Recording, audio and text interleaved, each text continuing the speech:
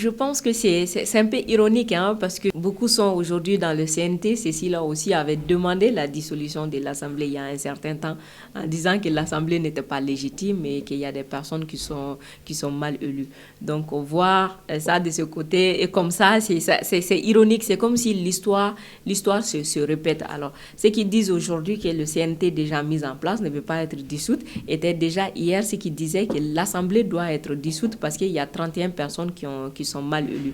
Donc, je pense qu'à ce niveau, quand même, c'est assez ironique. Maintenant, la dissolution du CNT, je pense que la motivation ne doit pas être que les anciens députés réclament sa dissolution. La dissolution peut être motivée par quoi? Le fait que les textes fondamentaux qui régissent le CNT, qui ont parlé de la création, de la mise en place, de la désignation des membres du CNT, ces textes-là ont été violés depuis le départ, ces textes-là n'ont pas été respectés.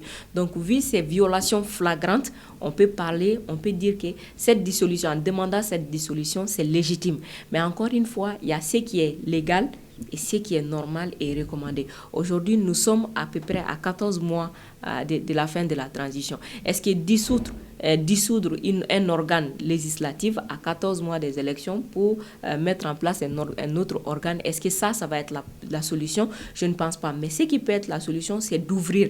C'est-à-dire, pourquoi aller sur 121 membres si nous pensons que ça va créer plus de problèmes? Pourquoi ne pas l'ouvrir en associant les politiques, en associant d'autres légitimités? Parce que ceux qui sont aujourd'hui en train de réclamer la dissolution, qui ont quand même été élus députés, ont beaucoup plus de légitimité, ont beaucoup plus de légalité que ceux qui sont aujourd'hui dans les CNT. Donc, il va de soi que le gouvernement, disons que l'équipe de transition essaye de voir comment est-ce qu'on peut concilier pour que cet organe législatif puisse véritablement jouer son rôle. Et aussi aux membres du CNT de bien se comporter. Parce que souvent, c'est votre comportement aussi qui amène les autres à vous décrier ou à vous délégitimer. C'est-à-dire, vous avez été mis en place pour aller rapidement dans le sentier des réformes. Mais si au lieu d'aller sur les sentiers de réforme, vous êtes dans les querelles de personnes en demandant le départ du Premier ministre ou en demandant à un tel, on va plus vous voir comme des gens qui sont venus pour des règlements de comptes et non des gens qui sont venus véritablement pour faire leur travail de législateur. Donc, il est important que de l'autre côté, que le CNT